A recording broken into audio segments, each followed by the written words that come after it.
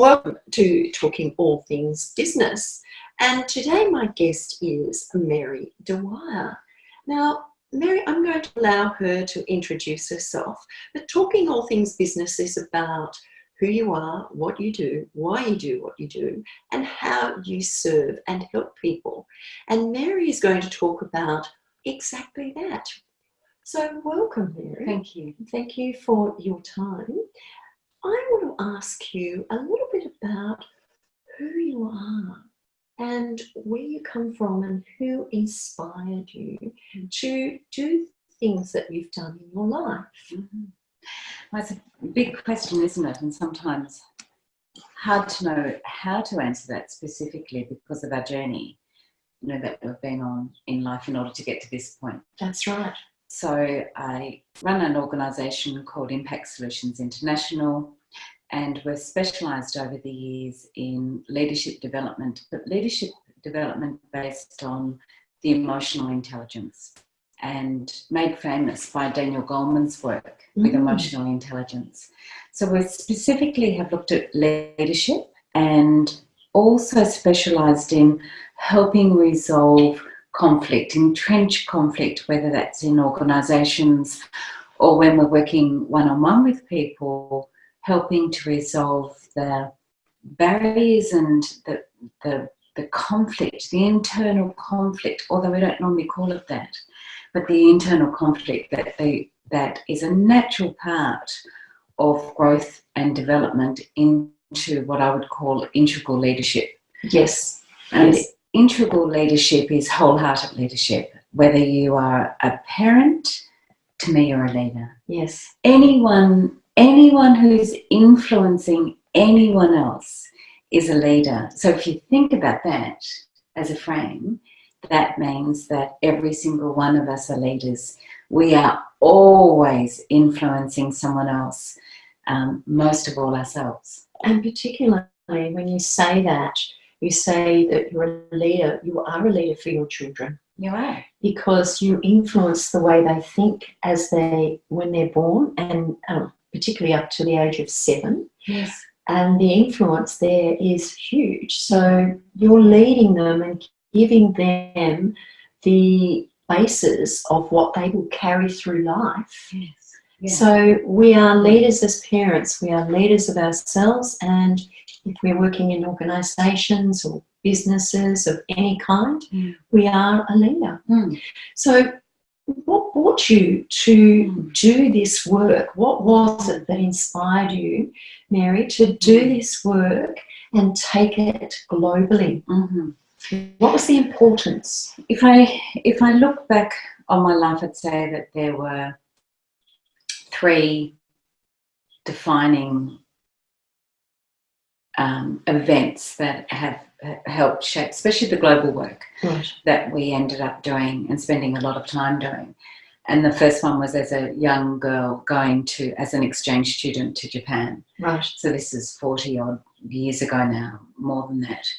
And going to Hiroshima as a really young, impressionable 15-year-old and seeing the destruction of what happened. Yes. And just then almost having a fascination with the inquiry of how can we possibly do this to each other.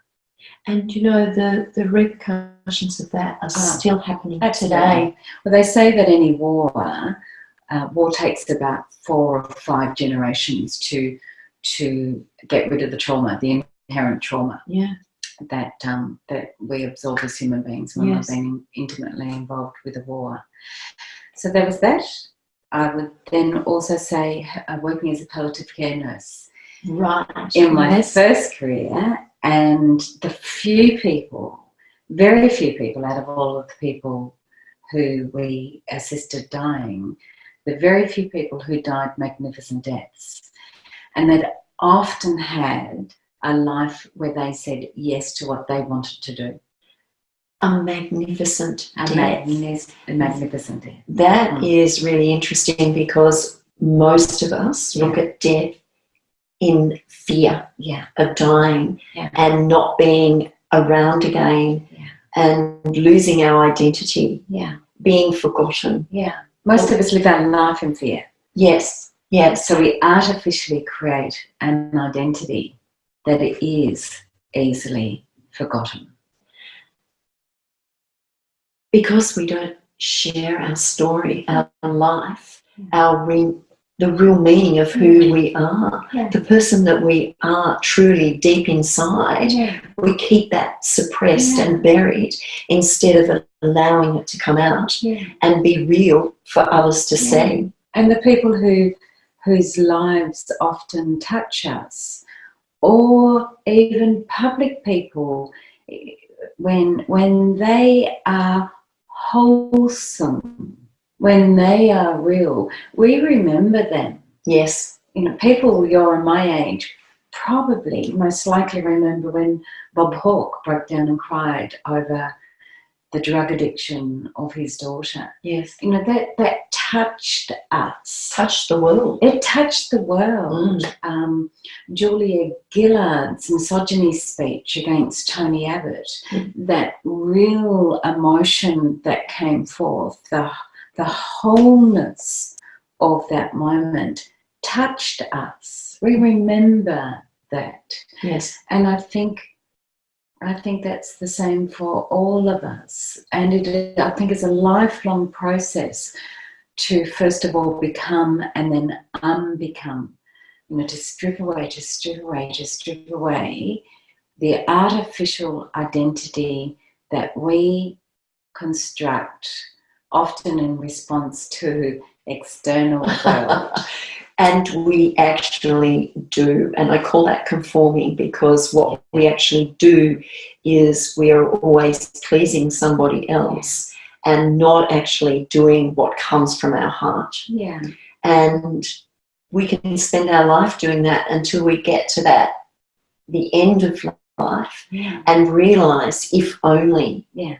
And that is massive, isn't it? Yes. So it's all about sharing your story. It's about sharing who you are, the real you, and not the hidden, you know, you're hiding the real you and bringing out someone who is not truly who you are. And I don't think we can necessarily get to the real you without doing a deep examination of ourselves. Because we start to be socialised really early. Yes. And there's real benefits of that. And it is a necessity in order for us to live together harmoniously. You know, we have to go through that socialisation process. And then there comes a point where you go, what am I going to keep from that socialisation? And what do I want to let go from that socialisation? But we don't do that, do we? We don't think about that and think, okay, what are we going to keep? What are we going to get rid of? It's just all there, and it stays there until there could be something major that happens that stops us and makes us realise the importance of who we are and sharing that with you don't have to share it globally or anything like that. It's about sharing it with yourself and your family and your close friends, so that they can actually get to know who you truly are. Because they have a perception of you, don't they? Yeah, they do. They do. And, you know, you can say things and their expectation is, I expected you to do that. I expected you to say that. So it's basically conforming, isn't it? Well, when we look at the structure of who we are, most of us have a reactive pattern that's either centred in conforming or protecting or controlling. Yes. So it's a structure that is really well documented. It's a part of adult development. It's a necessary process. But most of us will do one of those three things stronger than the other two in order to stay safe in the world. So we might, as we're growing up, if you imagine a child in a supermarket and the child wants a lolly and then going to the checkout and the mother says no or the father says no, and in primary reactions you've got three things. Yes. The child that sulks, withdraws, sulks, And that is a form of creating distance and protection and trying to get what they want through being aloof. And the other child, oh, please, mummy. Oh, please, mummy, please. Please, can I have chocolate? Can I have chocolate? And never giving up. And never giving up until they get it. Yes. And then the other child who does the controlling, the strength of the controlling, throwing the almighty hissy fit. Yes. But you see those. And you see them. You see all three of those. Yeah. And I think that's a lovely example of the different reactive structures, the way that they're played out in life.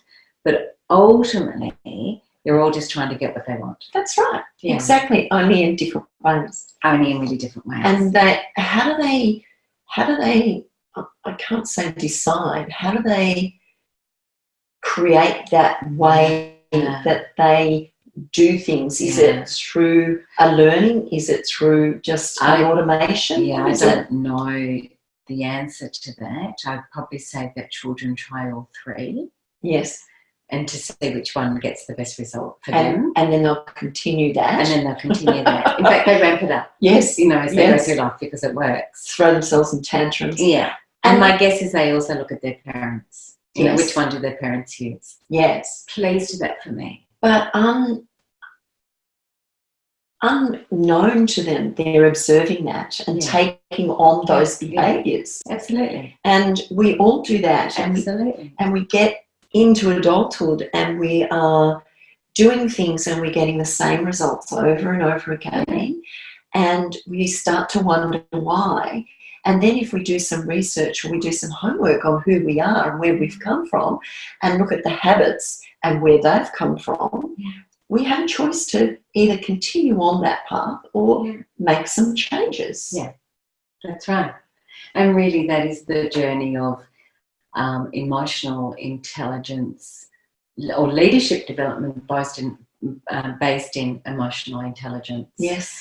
And if we extrapolate that reactive pattern out, that's what we see played out in the global community when different countries can't get what they want. Oh. You know, those that are willing to comply, those that are willing to use control and big force, those that become distant and create barriers, and all the different ways that happens. So in some ways, what we see manifested right around the world is a reflection of a lower level of adult development. So they say that 70% of the world's population never consciously grow beyond their reactive patterns. 70%. 70%. That's 70%. Massive. I know. So the 30% who do that, what is it that they have that the 70% don't have? Okay, great question. We know that the underlying driving behaviour of reactive patterns are fear. Yes. And when, as leaders in particular, because this is a leadership model called the leadership circles, fabulous leadership model, incredibly well researched. When leaders start to consciously choose how they're going to behave instead, and they start to become both aware of their unconscious reactive patterns, consciously choose, we call that stepping into the creative. Right. A creative leadership. Okay. And we know that the underlying emotional pattern, the primary pattern in the creative leader is one of love. Really? Okay. So if we think back, if we just go back to being a parent at the moment. Yes. The times that our children might have done something and we have reacted to that. Yes. Yeah. Yes. In comparison to the times that our children have done something and we've consciously been aware of how to be with them and work with them through whatever's happened. And the different place that you come from when you slow it all down and you consciously choose how to be with them. And that is really interesting, because you would find most of the time, as a parent, you're always in a hurry. You always have things to do. You're thinking about the next thing. You're dealing with children who are needy or want something, and their reaction, or their reactions to you and them not getting it is putting stress onto you. So therefore, what do we do? Have more children. We're often much better with our third than we are with our first. We learn along the way, if we're lucky. That is really interesting, because not only have we, as coming from children into adulthood, carried that on, we are instilling that in our children, whom, if they don't get the opportunity as an adult to learn about emotional intelligence, to actually understand that they have choices and they can make changes in their life from things that they don't like. There are certain things that we can't change, but a lot of things we can change. So it's creating that awareness for them to understand that, and then giving them the tools to be able to make the changes. And we're seeing a change. You know, I would say that the younger generation, so many people speak about the millennials. Oh, yes. And yet it's the millennials that I have much more faith in than many of the people that are currently in positions of power at this point in time. Because the millennials have an understanding that we are an integrated system, that we are a part of the world, we're a part of the global community. Even our economy is a part of the global economy. We cannot now live in isolation at all. And so they've been brought up with an awareness of being interconnected at a level that we've never seen before. And we can point to many incidences where they don't necessarily have wisdom, but they do have an integrated understanding that we are all connected. That's very interesting. I have to ponder on that a little, but you can see it, and I see it with young children now, how they involve themselves in things, and they can have a different type of conversation to what you and I had when we were younger.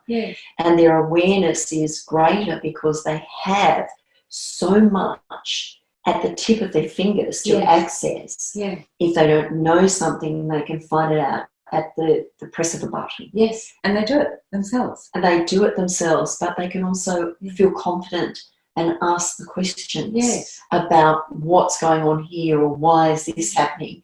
Whereas, I don't know about you, but when I was growing up, I would never ask those questions because I would feel like I'd look stupid and dumb. And people would make judgments, so I would never ask those questions. Totally different now, though. Really different now. So I'm seeing that our younger people coming through are the people that are giving me hope for our world, and definitely not in the hands of most of the leaders that we're leading at this point in time. Oh no, that makes me shudder. I think we should be scared. Look, you know, you come up for an election and you think, who do I vote for? I don't want to vote for any of them because none of them are going to do what they promise. They make all these promises, and we won't even go there. But I think it's good that we don't go there. We're not going there. And what I will say is that most of the people who put themselves up for elected office, you know, I would never do it. So let me acknowledge the fact that they are willing to do a job that most of us would hate to do. And most of them go in with really good intent. They do. I think because of the restrictive structure often prevents that good intent. That's right. And helps reinforce behaviours completely out of the reactive. Complete controlling, complete protecting, or complete controlling. And it's interesting because you said you would never go into it. When I was younger, I thought I would love to be a politician. Yeah. But then I saw people I knew that went into politics, and they went in for all the best reasons, but came out of that scathed. Yeah. Absolutely. Because they couldn't do what they wanted to do because they were totally restricted. When I have a look at what even happens in the House of Australia Parliament, if that behaviour happened in any other corporate environment that I've worked in, that would be bullying and harassment.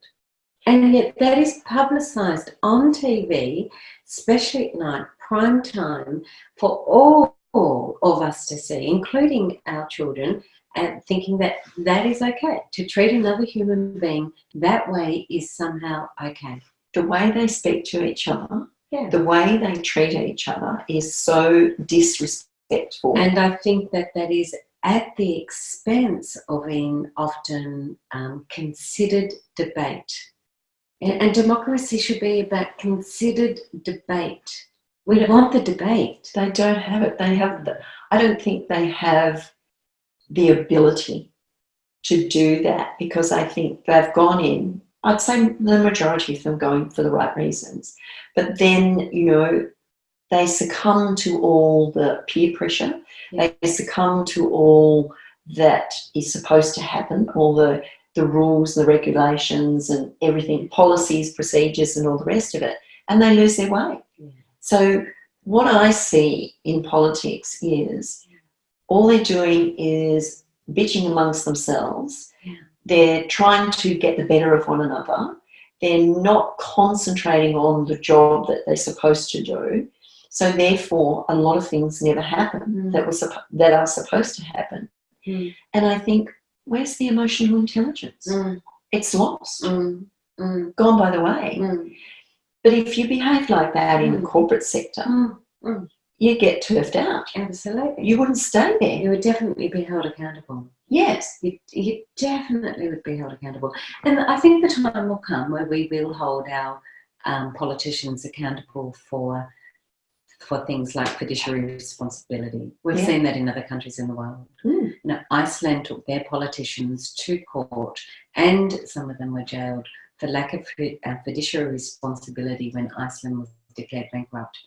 I can see there's a whole movement now called ecocide, which is like genocide but to the environment. Right, okay. We will hold and see our countries held responsible for the destruction of the planet. Yes. Because ultimately that is destroying us anyway. So maybe we shouldn't talk about politics. No, let's what else have we got on let's move on. So with leadership, when you were, and I'm going to take you back a few steps. Sure. You were working as a nurse. Yes. In palliative care. Yes. What was it about palliative care that attracted you? Were you drawn toward it, or was it just something that happened for you? Isn't that interesting? Only last night I was reading about this in the book that I've written, The Final Act of Grace, because I was putting a synopsis together. Right. So I was reading this particular chapter. Right. I was always drawn, even so I was a midwife before I specialised in palliative care, and I was always drawn to the person who was going through major challenge. So even in midwifery, the mother who is giving birth to the stillborn child, or a baby who had died in utero. Right. And she knew that. The mother who was giving birth to a child that they knew had a major abnormality. The single, scared teenage girl giving birth alone. They were always the people who you were attracted to. I would put my hand up and say, okay, for them. I'll have them tonight. Right. So there was something within you? There was something within me that was willing to step into a place of working with deep stuff, with big stuff. Yeah. And I think that's why palliative care. Yes. Also. And there's something beautiful about palliative care and midwifery. Yes. Both of them. I think that, the cycle of life, they're right next door to each other anyway. So there's birth and there's death. Birth and there's death. If you think about the cycle of life, they're next door. Yeah, they are. And they're amazing. They're both amazing points of great transition in our life. So it's an incredible privilege to be at anyone's birth. Oh, yes. And it's an incredible privilege to be at anyone's death. Yes, and I would agree with that, because I will never shy away from someone who's died. Yeah. Or be there and have a conversation with them on their deathbed, because it doesn't scare me. No. They're often more real. Yes. And they're it's the if only, sometimes there's regrets and sometimes there's not. Yeah. But with birth, and I've had the privilege of being there for the birth of my grandson. Yes. And that is amazing as well. So, both ends of that. And working and speaking to people who are end-of-life doulas and people like that, and having this understanding that, do we actually die? Yeah. Or, our physical body does. Yeah. But our spirit is always there somewhere, isn't it? Yeah. Well, matter only ever changes form. It can never go away. Yeah. So if we're made of matter, and we're made of atomic matter, we know that matter just changes form. So from that perspective, I'd say we absolutely never die. Yeah. How that really looks for a lot of other people, I don't know. I can only really talk about my experience. Yes. And I say, there are three components to us, really, and that's our intellect, or our spirit, our intellect, and our physical being. Yeah. And our physical being is here so that we can do the things that we need to do, but our spirit is always there, supporting us. And our intellect is where we learn and we take on board the things that we want to do. And our physical body is the component that takes the action to do the things that need to be done. I like that. And I look at it and I think, and I would never have looked at it like that once upon a time. But, we are a spiritual being in the first instance before we actually come into our physical body. So our physical body leaves, but our spirit is always there. And you hear people, or you listen to people have conversations, and they say someone that had close to them that has died appeared while they were sleeping. Yeah. Or, they were having a conversation with them, or they've said, everything's okay, I'm happy. Yeah. Those sorts of things. Yeah. So you have those conversations with people that have experienced that. Yes. And you can either believe it or you don't believe it. But, it is truth to them. Yeah. If you've had that experience, as I have, then it actually doesn't matter whether anyone believes you or not. It's irrelevant. Yeah. Because deep knowing, you had the experience, And you did that. And I did that. Yes. So it really doesn't matter whether anyone else believes it or not. Yes. Yeah. So you've written a book about your husband, your former husband, and you wrote, and I read it, and I cried, and because it was beautifully written. Thank you. It was very descriptive in what you went through and your children, and how you were all involved in his life at the end, which was extremely special, and the growth and the learnings that happened at that time not only for you, but for your two children, was incredible.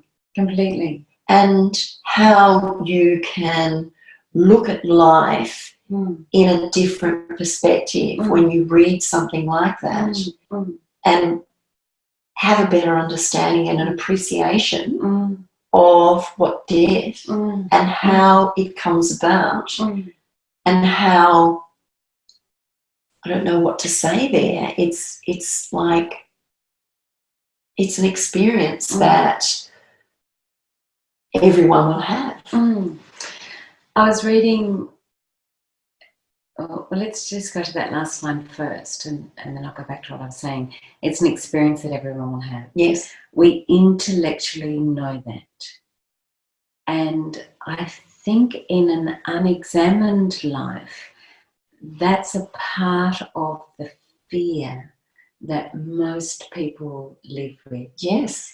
And yet we intellectually can glibly say, you know, one day that we will die. It's really different to hold and live with the intimate knowledge that your death and my death is already waiting for us. Well, it's part of the universe, isn't it? It may even be, you know, may even be in the next 5 minutes. Oh my goodness. We don't know. And we don't want to know, really, do we? But we live our lives as if we are never really going to have that happen to us. Yes, and I do have conversations with people I know who are, you know, facing that. Right. Facing that death. And say, well, we're all going to. We're all going to die. Every one of us. Absolutely. It's just when. Yeah. And we don't know that, and we don't need to know that. Yeah. But I think what we need to do is actually look at who we are and allow people to see us. Absolutely. That.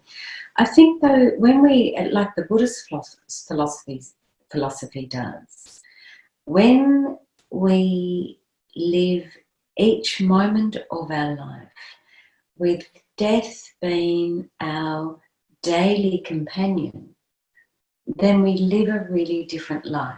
We make really different choices. So how do we do that? As you know, people, I'll say, you know, when I was growing up as a young child, I was always scared of dying. Right.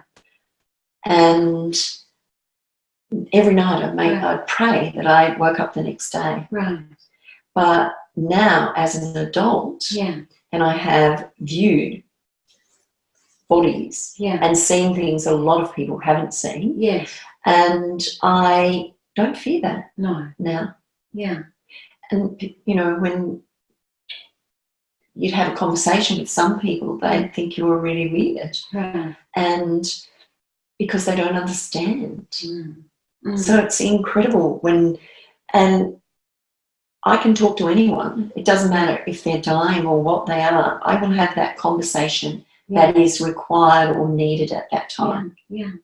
That's an incredible gift, you know, to give into the world and to give to people who are facing great life challenges, because most people don't know how to have those conversations. No, they don't. And it, you know, when someone has an illness or something like that, I've had conversations with people and they say you lose your friends. People don't come around because they don't know what to say. Yes. They are fearful that they're going to say the wrong thing. Absolutely. They avoid having a conversation about it, whereas I'll just delve into it. Right. Because that's what I do. Yes. And not delve into it in a disrespectful way. Of course not. But to say I'm here. Yeah. A person who was amazing during that time was a person who said, I don't know what to say, so I'm not going to say anything. And that was just absolutely perfect. But they were there. They were there. Yes. And that's the important thing. They are there. They don't have to say anything. No. Don't have to say anything. You can just be there. Yeah. I think it's really fair to say too, and really important to say, that the experience that we went through was made even more amazing because of who Adrian was. Yes. You know, that needs to be really said. Yes. He had been such a lifetime he had spent a lifetime of inquiry about who he was and who we are in the world, and who we might really be beyond the thinking that any of us had done up until that point in time.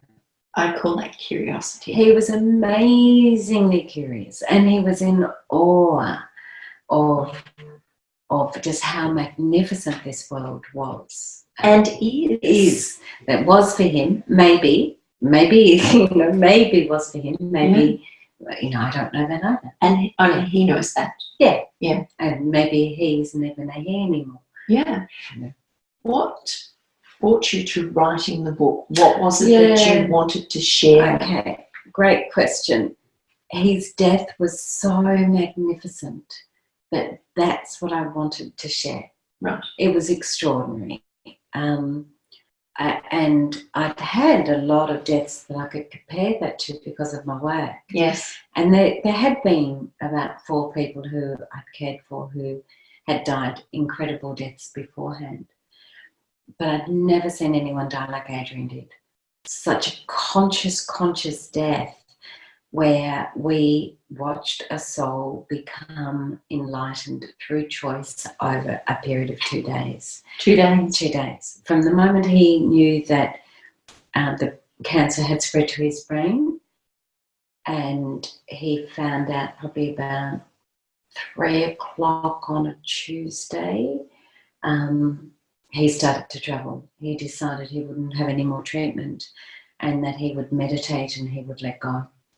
And he died at about 11:45 on the Thursday. And that in itself is a pretty brave. Oh, amazing! You're 50 years of age and still got many years to live. Many years. You know, you've got a 19-year-old son who is, you know, on the threshold of manhood. Yes. That you've nurtured and nourished, and here he is on that threshold. You've got a 17-year-old girl who you just think is gorgeous. Yes. Your business is successful. Yes. Everything's there. Everything is there for magnificence. And it's taken away. Or he used that. Yes. Or you can say, no, he took all of that magnificence and channeled it into an exceptional death that was breathtaking. And you know, to watch that happen, to watch the caliber of the man to do that, and to be witness to that was incredible, amazing, beautiful. It was beautiful. It was like a birth. And your children, as I was reading that Adrian and your son used to go off fishing and you know, do those sorts of things together. Yes. I want to cry. Yeah, because it was beautiful. I can remember my daughter saying, you know, the inevitable why question, and for her it was, why us? Yes. Because we actually really love each other. Yes. So why our family? Yes. You know, why not some of the other families? And none of this makes sense. Or, you know, the families that really struggle, or the families that aren't, that don't have that closeness. Yes. But maybe it happened because of that. I don't know. It's all a learning, isn't it? Well, and you know, asking a why question isn't particularly useful. No, because you won't get the answer. You'll never get the answer. But there was another thing that I thought about. You went up the mountain. Yeah. Up the mountain. And, you know, That mountain is just magnificent in all its glory. Yeah. I have been watching it and looking at it, and one day there's no snow on it. The next day the snow's down 400 metres. Yes. And the next day there's no snow on it. Yes. There's this magnificence about it. Yes. And you shared that because you lived in that area as well. Yeah, we lived on the mountain for 25 years. Yes. And it was a great teacher to us. About the coming and going of seasons and change, and times of warmth and times of coldness, and all of probably anything you need to learn, you can.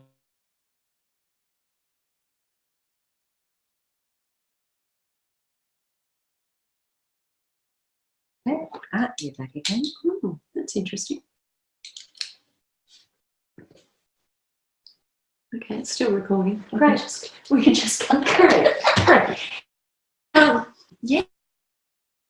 After writing this book, and you've travelled the globe, teaching leadership.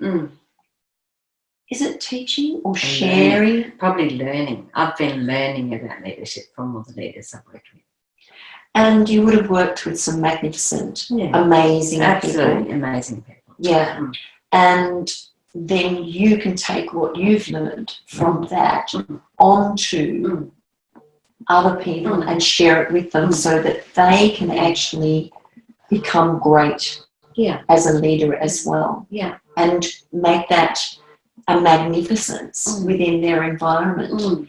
And a leader, what is a leader? I mean, a leader is someone who can also be a good follower when needs be. Yeah, that's true. I really do like the definition of leadership, that leadership is influence. Yes, and leaders are there because what they do is they're not there to pick themselves up and make themselves look good. They're there actually to teach those people underneath them to become their own leader. I'd love that to be true, but it's not what we often see. No, it's not. No.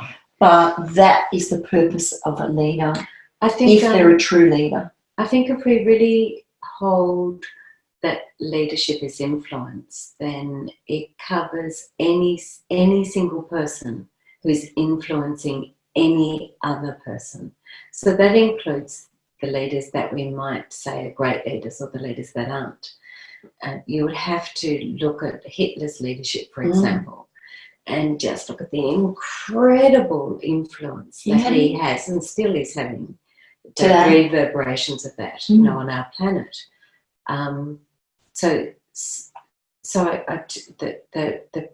the concept that leadership is influence is really useful to hold.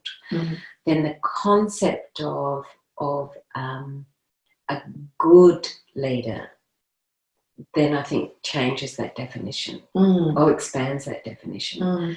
And I think a really, really good leader is in service to other people. Yes. And in service to the greater good. Yes. And I love our Indigenous people's frames on decision making.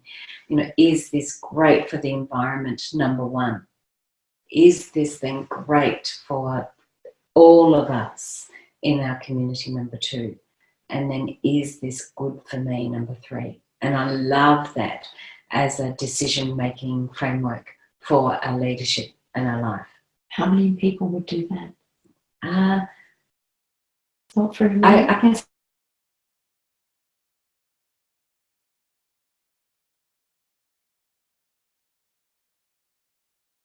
This mess that we see in our world is a reflection of our consciousness, both individually and then collectively. So we cannot look out in the rest of the world and be in a position of blame. It too is a reflection of our collective consciousness. And blame, that is an interesting word, because as an individual, as a leader in my own right, leading myself, and then as a mother and leading my children, you learn that you have a responsibility. Yes. and you have to look at what happens in your life and take responsibility for that, regardless of whether you like it or not. And it's not the blame game. No. It's actually assessing the situation and saying, okay, what actually happened there? Because we perceive things when we're emotionally tormented in a totally different way to what we see it when we can remove the emotion from it and look at it for what it really is. Yes, yeah. Dr. Brené Brown's got the most I love beautiful, isn't she fabulous? We all love Brené. She's got the most beautiful 3-minute cartoon on blame. It is just absolutely priceless. It's well worthwhile Googling and having a look. It's fabulous. And she says that blame is a 15-second release of anger. Nothing more, but there is a direct correlation between people who blame and people who take accountability or don't take accountability for themselves and their own emotional reaction. But anyway, it's hilarious. It's hilarious. It's well worthwhile watching. I remember looking at, reading her books and listening to her podcasts and just watching her. She is amazing. And there was one thing that was said about her. When you come on stage, can you not wear black? Right.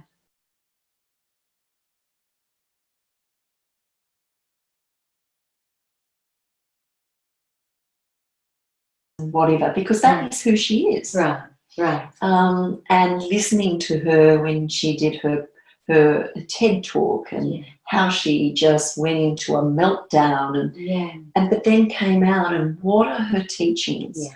How amazing is she? As a woman. Yeah, she is. We're all fans of Brené, and if you don't know her work, please have a look at it. Dr. Brené Brown. I'm going to have a conversation with her. I've already tried once. Oh, good. Great. Never say never to me. Well, all the best, because she's absolutely fabulous. Oh, yes. I'll be nervous. But anyway, that'll be all right. You might not be. I'll just have a conversation. Well, she's normally nervous too. Yeah. So. But what do you look at, when you're looking at leadership and you're going into a work environment, do you work from the ground up? Do you go from the middle, or do you go from the top? It depends on what the work is. So say if we're going in to do large-scale change in an organisation, then you have to involve the whole system. If I'm working one-on-one with a leader in an organisation, then I'm still involving the whole system, his or her system. And that may include working with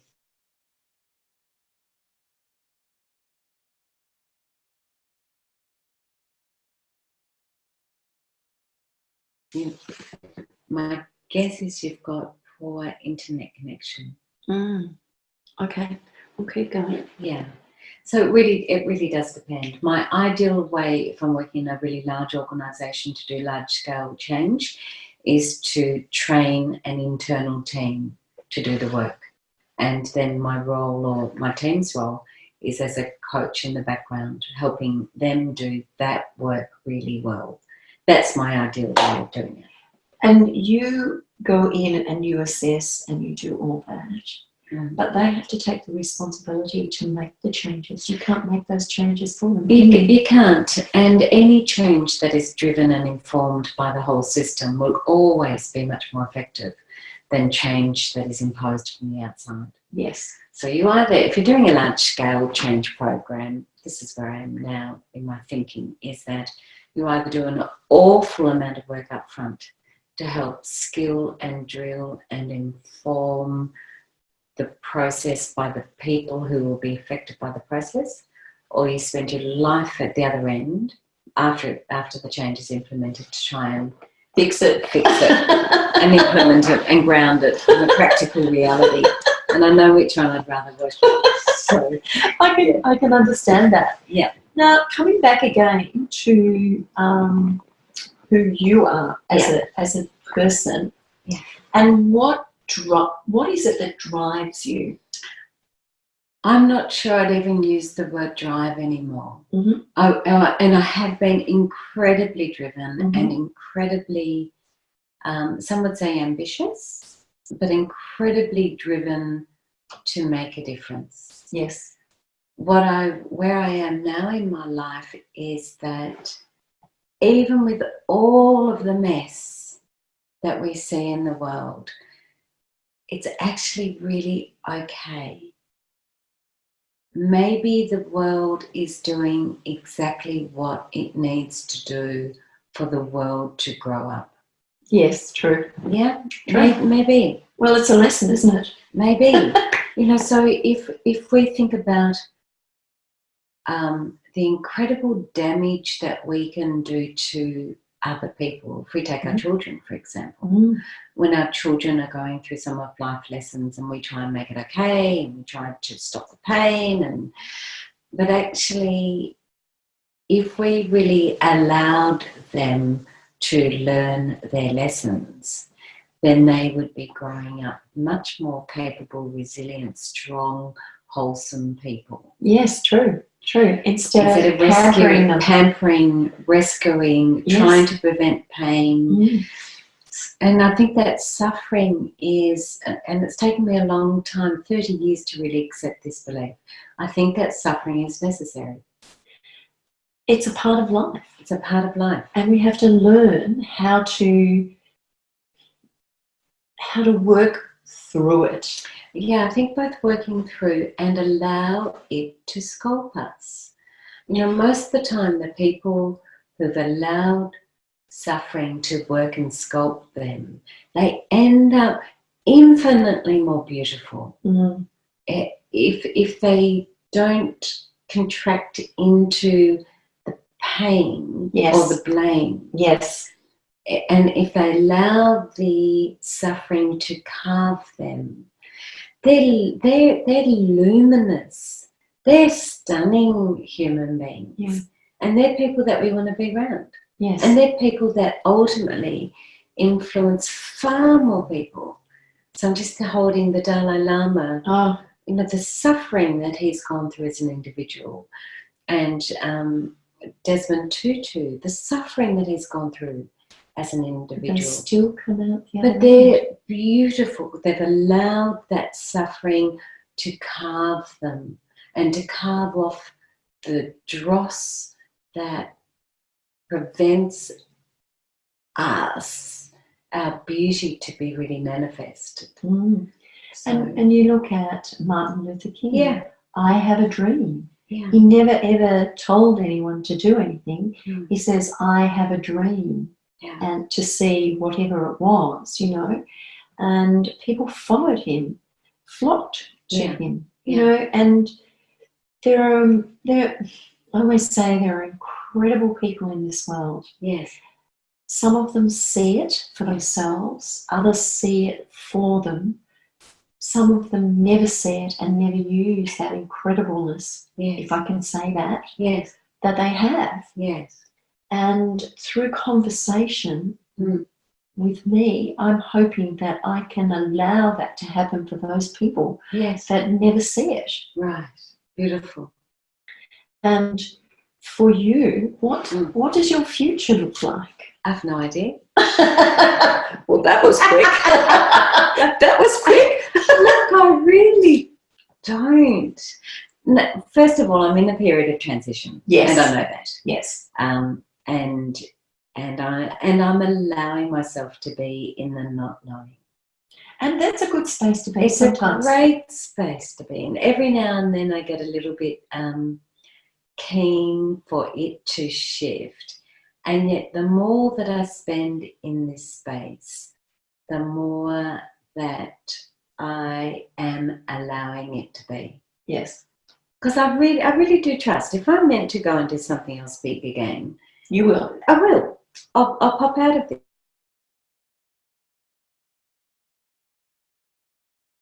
A lot of this year researching shadow. Oh, okay, yes. The darker side of who we are. Yes. The parts of us that we haven't revealed, that we don't know. Yes. I think war is an external manifestation of our collective personal shadow. Right. That is like an accumulated expression. So in some ways you can say I'm still doing piecework. Yes. Which is the main work I've done in the last 10 years, applying the leadership work into the peace sector, into countries emerging out of war. Mm-hmm. And you could say that I'm still doing piecework instead of working on the external and on the macro. I'm really been working on the internal. Right. But it's still piecework. Yeah. Now, how can I really reveal my own shadows to myself? What happens to our leadership when our shadow is hidden from us, and our shadow that everyone else can see, but we just can't see it, or we don't know how to work with it, or we know that it sits there, but we're too scared to go there. Yeah. That one is a big one. Absolutely. Too scared to go there because, I've learned a little bit about shadow work and dark shadows and all this sort of thing, and very interesting area to delve into. Yeah. And what can happen when people work with their shadows is they just enlighten themselves. Absolutely. I'm running a residential retreat for leaders in December here in Tasmania. Right. Invited leaders to come and specifically look at our shadow. Right. For the whole purpose of shining a light on it. So Wow. that we are more full and more real and more whole. Oh, bless me. Gesundheit. Hasn't finished yet. Oh, maybe it has. There you go, it's gone now. For the sheer purpose of shining a light on that we cannot see, so that we are more integrated and whole in our power. So that's been a whole year exploring this, a whole year looking at this. Fantastic. So how many people will be invited? 10,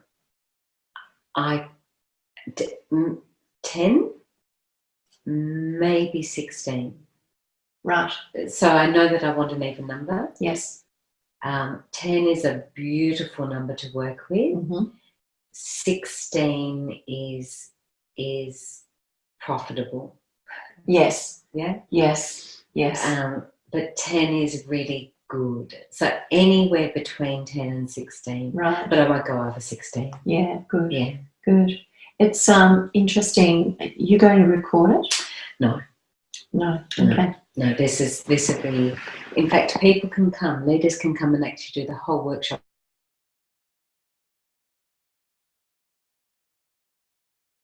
Looking at themselves internally. The door opens inwards with this one. There'll be a lot of tears. Well, maybe or maybe not. Sometimes when you're ready, we rejoice at finding the thing that we've been most scared to look at. Yes, and it releases us. And there is nothing inside us that is not human. Of course. And now that I've worked with people that have raped and murdered and tortured and been raped and not being murdered, but being tortured. Yes. There is nothing that I can't sit with and be and hold for the purpose of healing it at all. Nothing. That is amazing, and that is a gift. Yeah, that is a gift. It is a gift because there are not a lot of people that can actually do that. Yeah. Just sit within that. Yeah. And just, you don't even have to say anything. Just sit anything. And be there in that space and hold that space for that person. Yeah. It is a gift. Actually, I don't even have to hold the space. You're just there. Just there. Just there. And they will do the healing and the work that they need to do on themselves. And I'm really, really looking forward. In fact, that's what my major work today is, to do another deep hour just working on that particular workshop, that particular retreat. And I've never run this retreat before.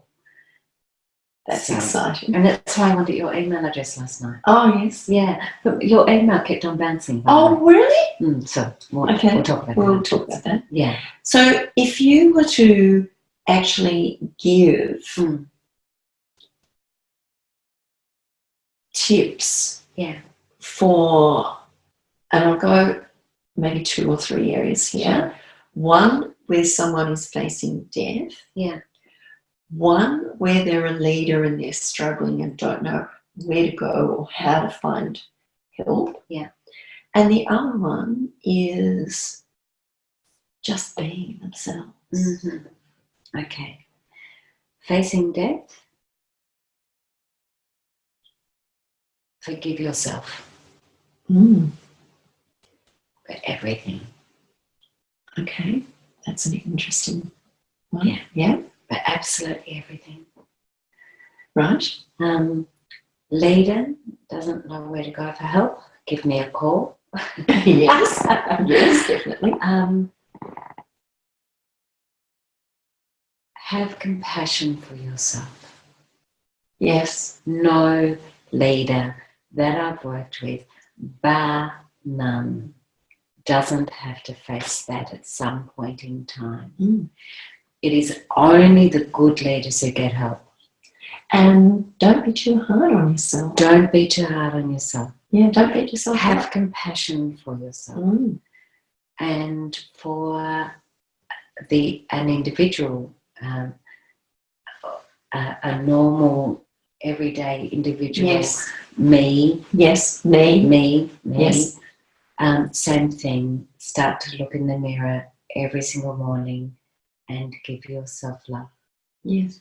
Every morning, regardless of what you just did the night before, regardless of what your sleep was like, regardless of what you look like, regardless of, in the females or I was going to say females case, but now many people are wearing makeup, regardless of whether our makeup is all over the face or whatever.